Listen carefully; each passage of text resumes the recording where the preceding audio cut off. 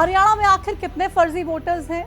क्या फर्जी वोटर्स की जो लिस्ट राहुल गांधी ने दिखाई वो सही है या फिर राहुल गांधी अपने ही दाव में फंस चुके हैं? क्या कांग्रेस और चुनाव आयोग में एक गुमनाम जंग छिड़ चुकी है? अगर ऐसा है तो फिर जीत किसकी होने वाली है? हाल ही में राहुल गांधी ने देश के कई राज्यों में वोटों की चोरी कर चुनाव जीतने का बीजेपी पर गंभीर आरोप लगाया। उनके इस आरोप और दावे ने देश की सियासत में तूफान ला दिया। हरियाणा में भी अभी तक इस मुद्दे पर जंग जारी है। अब तो चुनाव आयोग ने राहुल गांधी को नोटिस भी भेज दिया है और जल्द ही सबूत देने के लिए कहा है। लेकिन सवाल यह है कि क्या राहुल गांधी कोई सबूत दे पाएंगे? राहुल गांधी ने सबूत दे दिया तो फिर आखिर क्या होगा? अगर सबूत नहीं दे पाए तो क्या राहुल गांधी पर चुनाव आयोग कोई सख्त एक्शन लेगा? वीडियो में आज इन्हीं तमाम सवालों पर विस्तार से चर्चा करेंगे और जानेंगे कि अब तक राहुल गांधी को किन राज्यों के चुनाव आयोग ने नोटिस भेज दिया है और राहुल गांधी ने इसका क्या जवाब दिया है। साथ ही ये भी जानेंगे कि अब विपक्ष की मांग आखिर क्या है। 7 अगस्त को राहुल गांधी ने 1 घंटे 11 मिनट तक वोटर लिस्ट में गड़बड़ी को लेकर प्रेजेंटेशन दिया। इसमें उन्होंने आरोप लगाया कि कई राज्यों में वोट चोरी कर बीजेपी ने सरकार बनाई। इसमें राहुल गांधी ने हरियाणा का नाम भी लिया।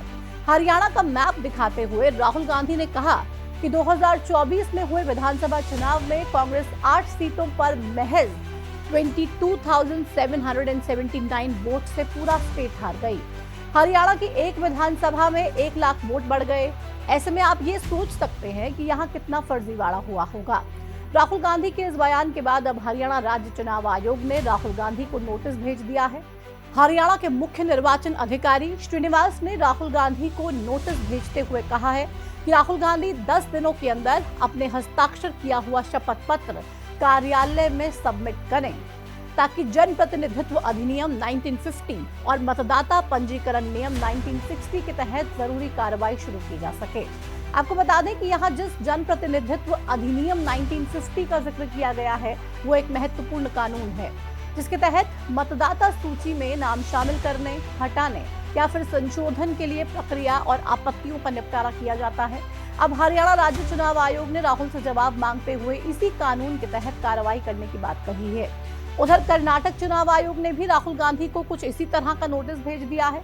कर्नाटक के मुख्य चुनाव अधिकारी ने राहुल गांधी को नोटिस भेजकर उनके वोट चोरी वाले बयान पर सबूत मांगे हैं।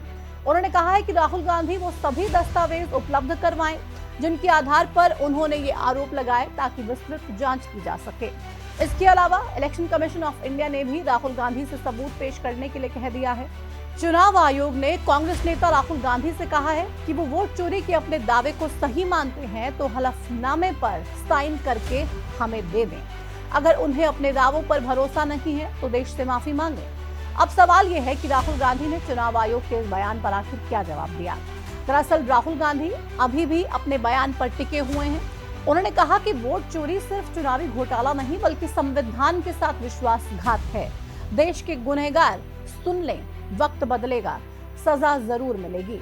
वहीं चुनाव आयोग के नोटिसों का जिक्र करते हुए राहुल गांधी ने कहा कि चुनाव आयोग मुझसे हलफनामा मांगता है। वो कहता है कि मुझे शपथ लेनी होगी। मैंने संसद में संविधान की शपथ ली है। आज जब देश की जनता हमारे डेटा को लेकर सवाल पूछ रही है तो चुनाव आयोग ने वेबसाइट को बंद कर दिया। चुनाव आयोग ये जानता है कि जनता उनसे सवाल पूछने लगी तो उनका पूरा ढांचा ढह जाएगा। राहुल गांधी और चुनाव आयोग में जारी बयानबाजी के बीच बीजेपी भी कांग्रेस और राहुल गांधी को जमकर निशाने पर ले रही है। राहुल गांधी के आरोप पर बीजेपी ने प्रेस कॉन्फ्रेंस कर ये कहा कि राहुल गांधी जो आए दिन संविधान की दुहाई देते हैं, इसकी धज्जियां उड़ाते हैं।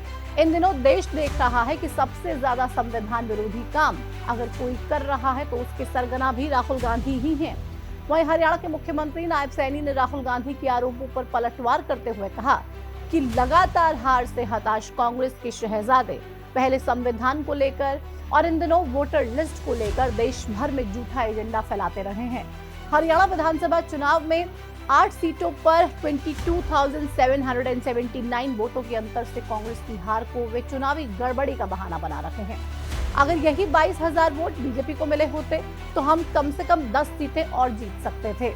बीजेपी को तो सिर्फ 12,592 वोट्स के मामूली अंतर से 7 सीटों पर हार झेलनी पड़ी। जिनमें लोहारू, आदमपुर, रोहतक, साधौरा, पंचकुला, फतेहाबाद और थानेसर शामिल हैं।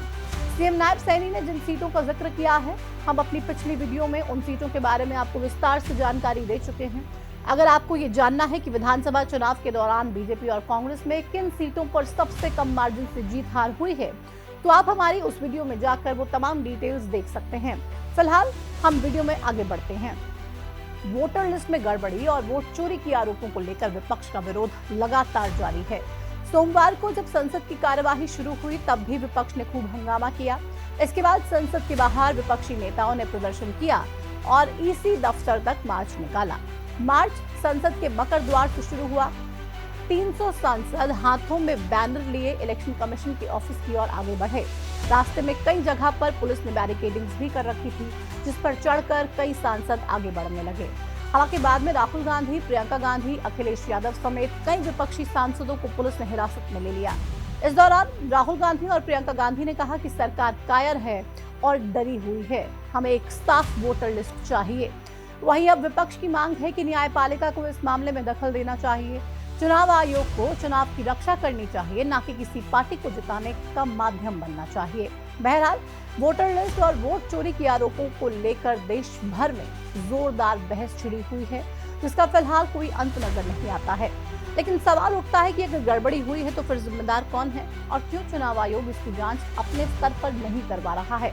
आपको आखिर क्या लगता है, इस पूरे प्रकरण में, इस पूरे मामले में कौन सही है, कौन गलत? राहुल गांधी ने जो तमाम आरोप लगाए, क्या वाकई में उन आरोपों में कोई दम है, कोई सच्चाई है, या फिर इलेक्शन कमीशन आराम से काम करता है, कोई बर्डन नहीं है, कोई प्रेशर नहीं है, स्वतंत्र तरीके से इलेक्शन कमीशन काम करता है और वोट चोरी का सवाल ही नहीं? आपको जो भी लगता है अपनी राय हमारे साथ कमेंट सेक्शन में साझा कीजिए। फिलहाल इस वीडियो में इतना ही। नमस्कार।